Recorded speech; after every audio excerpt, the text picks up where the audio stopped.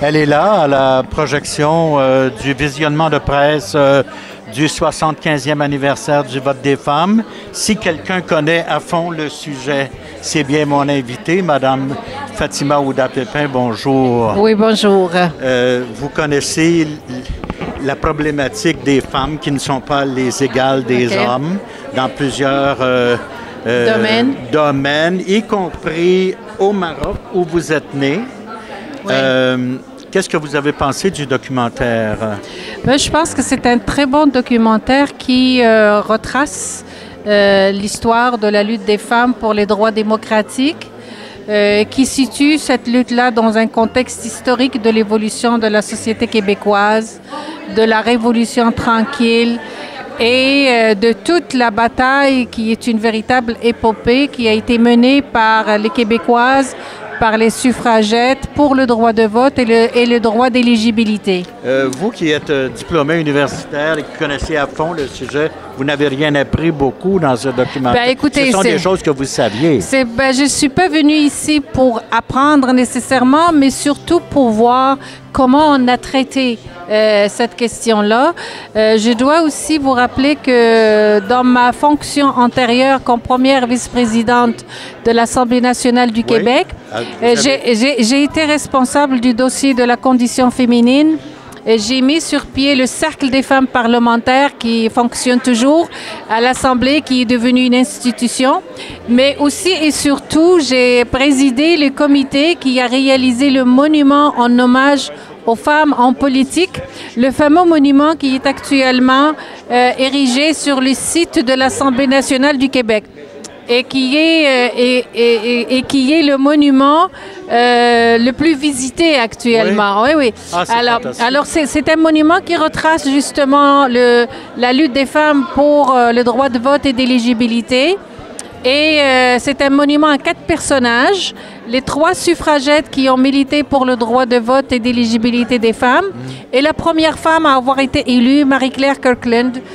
Et c'est un monument qui est formidable, qu'il faut aller visiter. Ah, absolument. Voilà. J'aimerais ça. Vous êtes une libérale notoire. Vous vous êtes identifiée comme telle plusieurs fois en 2013, quand vous avez quitté le Parti libéral.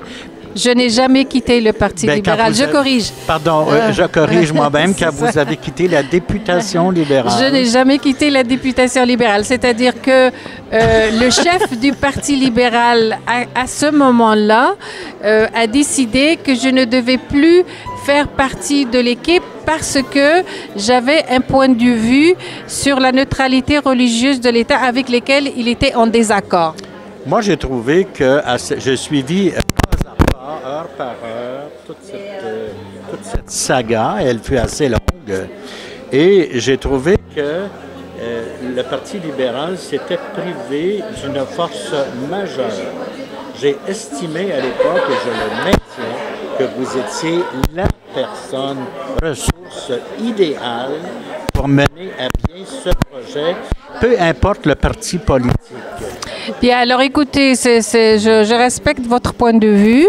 Ce que je peux vous dire, c'est que pour moi, le combat pour l'égalité entre les hommes et les femmes n'a pas commencé avec mon adhésion au Parti libéral du Québec. C'est un combat que j'ai mené depuis des années. J'ai donné ma première conférence publique sur l'égalité entre les hommes et les femmes à l'âge de 16 ans. Et donc, c'est un combat que je mène sur toutes les tribunes qui me sont données, y compris sur le plan politique. Et je suis peut-être quand vous parlez de l'expertise, je suis peut-être quelqu'un qui a développé une sensibilité, une compréhension et oui, une expertise par rapport aux enjeux et surtout les nouveaux enjeux de la montée de l'intégrisme sur les droits des femmes et les intégrismes de toutes les religions. Alors donc, j'ai une grande sensibilité et oui, c'est vrai, je me suis intéressée à ça. Vous êtes je pourrais dire, une sorte d'experte en la matière, puisque vous, étant né dans un pays musulman, oui. Vous avez connu... Je suis moi-même musulmane et fière de l'être. Mais je me dissocie entièrement, je dénonce, je condamne et je combats toute instrumentalisation des religions, incluant l'islam, à des fins politiques. Et c'est ça que les gens ne comprennent pas, parce qu'il y a les religions, et particulièrement les religions monothéistes que je connais un peu plus, juives, chrétiennes et musulmanes, qu'il faut respecter la foi des gens, la croyance des gens, les pratiques des gens, mais en même temps, il faut être très vigilant lorsque on instrumentalise les religions à des fins politiques. Et on veut utiliser le paravent de la religion pour justifier un recul pour les droits des femmes.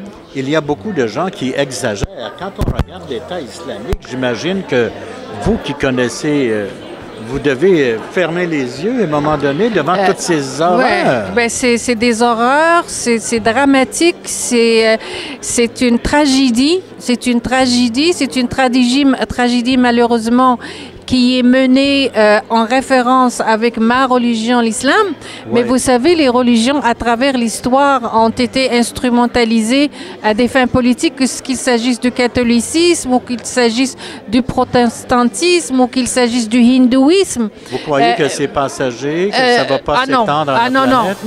Non. C'est ce que nous vivons actuellement.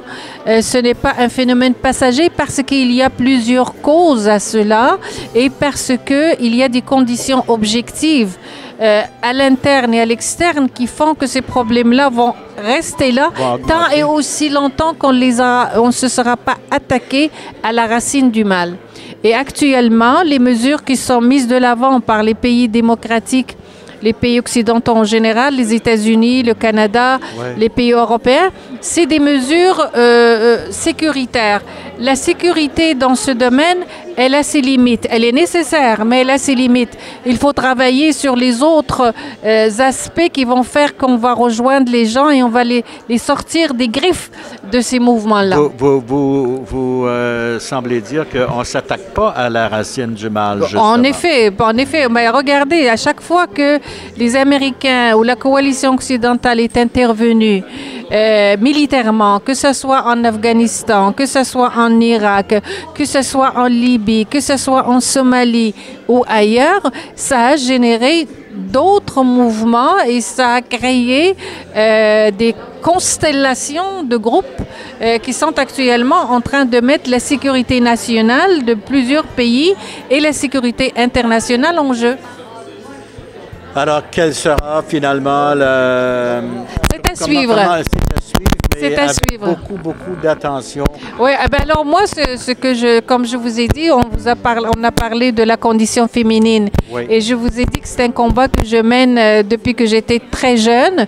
Donc, avant même que je sois en politique. Et je l'ai mené aussi à l'intérieur de mon combat politique. Mais également, le combat contre l'intégrisme, c'est un combat que je mène avant la politique, pendant et après la politique. Je ne peux pas dire que c'est parce que je ne suis plus au Parti libéral que je n'ai plus de voix. Ma voix porte tout autant, sinon plus, qu'avant. Bien sûr. Vous aviez parlé de faire de l'enseignement supérieur ou être consultante à l'international. C'est ce que je fais et je suis très efficace dans ces domaines-là. Ça, c'est sûr. Je n'en doute pas. Merci beaucoup, Ça me fait plaisir, monsieur. Ça fait plaisir.